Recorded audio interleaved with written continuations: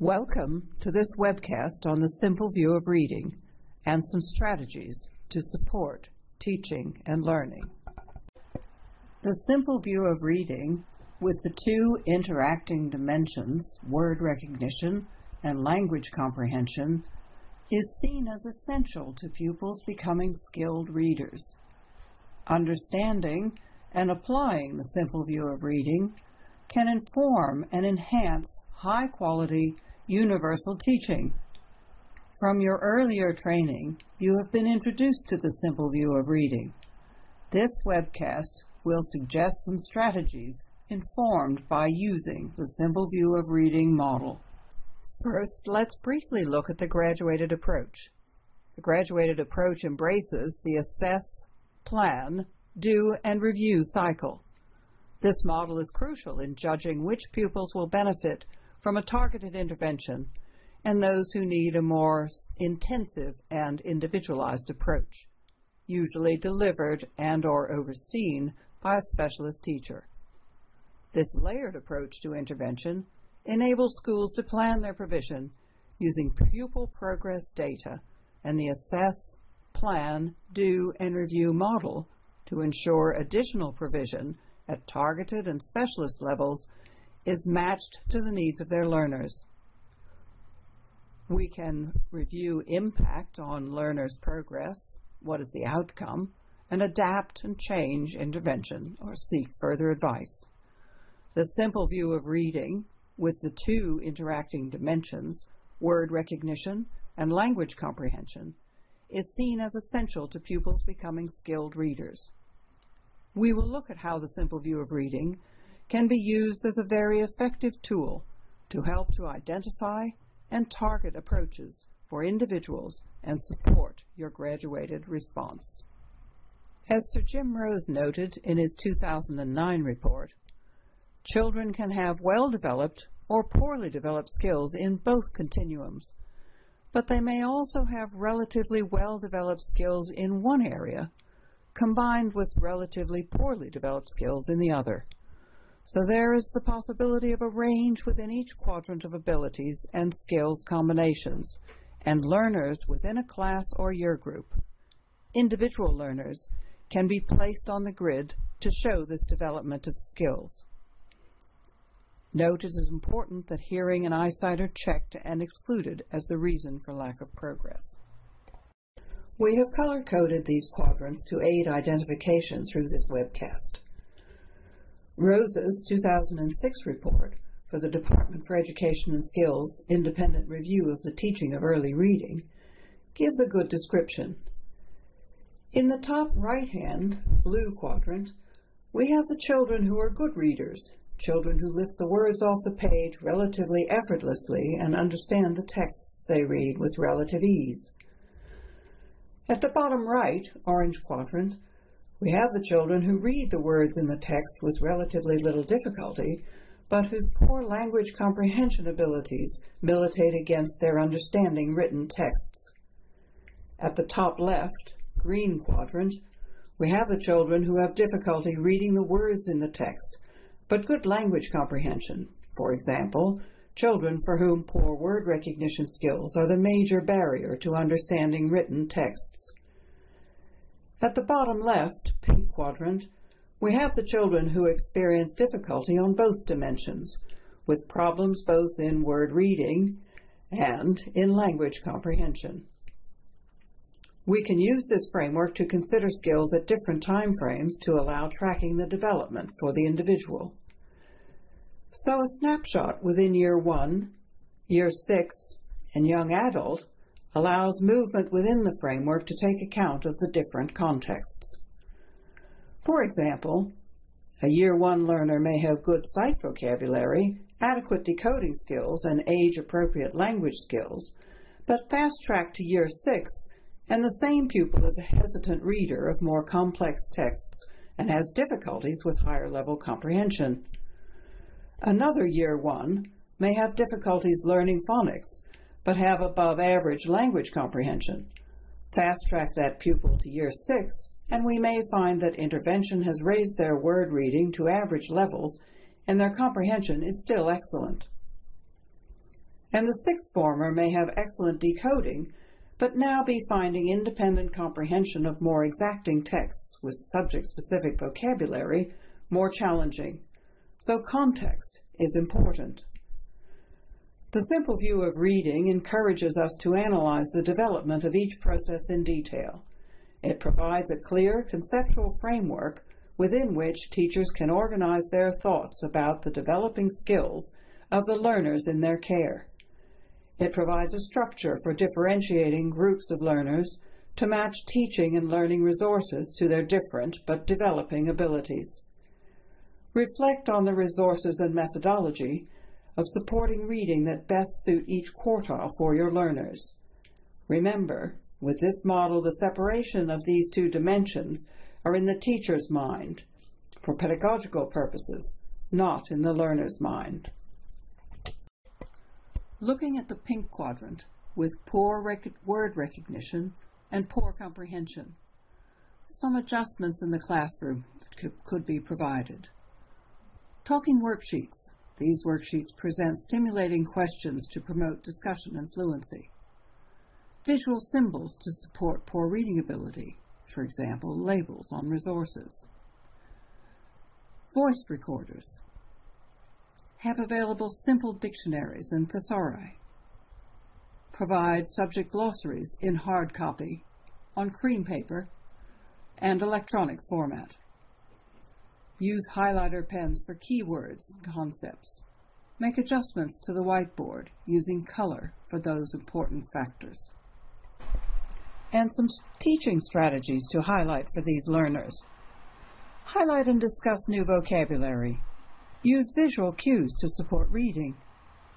Teach how to highlight key words. Check understanding. Use information technology. Teach metacognitive strategies, giving learners control of their own learning. We want to support communication by being clear and concise when discussing and delivering information. Check their understanding, their ability to tell others why and how it is. Help decoding skills and enable proofreading. Follow instructions for reading new words and checking what they've done. Justify decisions and give confidence in vocabulary knowledge to develop independent learning. And remember, give think time, our 3-second rule. When giving instructions, simple language and give instructions in the order you would like them done. Give a maximum of 3 instructions at one time. For learners with poor comprehension skills, set the scene. A warm-up for reading, like going to the gym, a warm-up exercise for the brain. Think about, why am I reading this? How does it link to what I need to know or do? What does it mean? Encourage visualization skills to enable students who have poor comprehension to develop an understanding of what they've read. Teach them to visualize, that is, make pictures as they are reading of what is happening in the text. Summarize what they have read in their own words or through pictures. Look for clues from the text, headings, illustrations, bold text. Student can read the picture to aid comprehension. Teach morphology, how words are formed from smaller roots and units of meaning. When a learner can see a word is made up of these, they can read and understand it better and quicker. Look at how to identify origins of many words from clues in their spelling patterns. This, in turn, gives a strategy for managing understanding, decoding, and spelling. This is a good strategy for secondary pupils and for those for whom phonics doesn't seem to work. Activate background knowledge. Connect what they have read to personal experiences, other text, what they have learned before, and to the world in general. Encourage them to make predictions. Ask questions. Identify important words and activate meaning. Encourage them to try to figure out unfamiliar words. For example, use a dictionary or ask. Encourage them to monitor their understanding. Check things make sense. Detect errors. Metacognitive learning. Make connections between important parts to build meaning. Encourage them to think like a detective. Use inference. Reading comprehension is highly correlated to reading miles. Encourage independent reading of well-matched books. Here is another way of supporting comprehension development, particularly useful for upper primary and secondary learners. SQ3R. Survey, question, read, recite, review. S. Survey. What is your text? Look at the title, front and back cover information, contents, and index. What do the introduction and conclusion tell you? Q. Question. Is it relevant for my particular focus? What exactly do I want to learn? What level of detail do I need? 3R. Read. Material in small chunks, regularly checking back to your title or purpose for reading this text. Remember your question. Recite. Close the text and try and note down what the key points are. Reread and identify key phrases or quotations. Remember to use quote marks. Review. Did you answer your question? What are the key points? Are your notes clear? Can you summarize this text without looking back at it? Discuss it with others. The complexity grid, for example, can be a good approach for primary age learners and also for developing higher order reading skills with a secondary learner. Ask yourself, am I using a range of questions? Am I facilitating comprehension through my questioning? What is the range of questions the learner can handle? This can also be a useful tool for monitoring, checking over time if we can see progress across the grid. Looking at the green quadrant, where learners have good comprehension but poor word recognition. Many of our dyslexic learners are in this quadrant. Talk about the text. Ask the learner what they think will happen, looking at pictures or graphs, as this creates an overview of the text. If the learner misreads a word, they may understand that it is the wrong one in terms of context. Split key words into syllables and read together.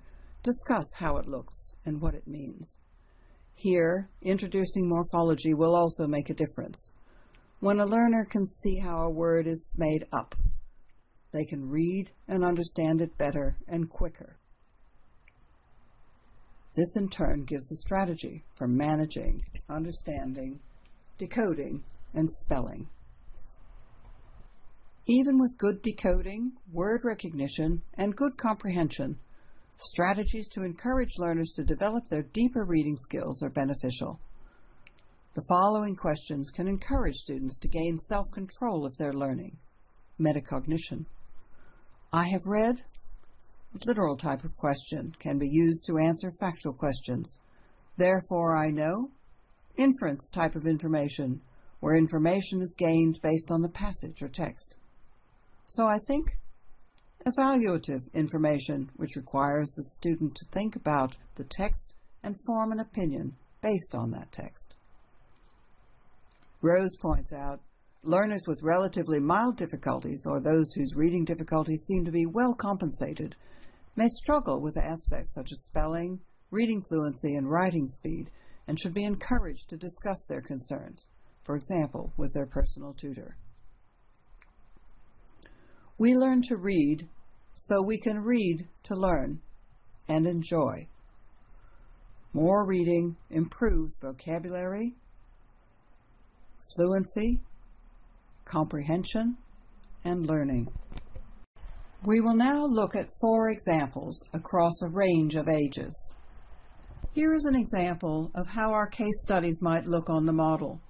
There is often not a single right answer. In some cases, we definitely need to know more about the pupils, using the continuums as a grid to place pupils and consider their needs. Carrie is 7 years old and has been having help with reading. She finds it very difficult to decode. In the beginning, she was slow linking sounds with their associated letters. Even with intensive coaching, she has difficulty learning new associations and retrieving them. She sounds out individual sounds, but has difficulty in blending them, as if she's forgotten the first sounds. She has difficulty identifying single words, and therefore it's hard for her to understand much of what she's reading. She relies, when she can, on clues in the context, but this does not always help her to guess correctly. For Carrie, we would want to consider a language skills assessment and look at instructional level reading plus work on phonological skills. We would consider a working memory skills assessment also. Jack is 9 years old, and he was an early reader, quickly picking up on sight vocabulary and doing better than his peers.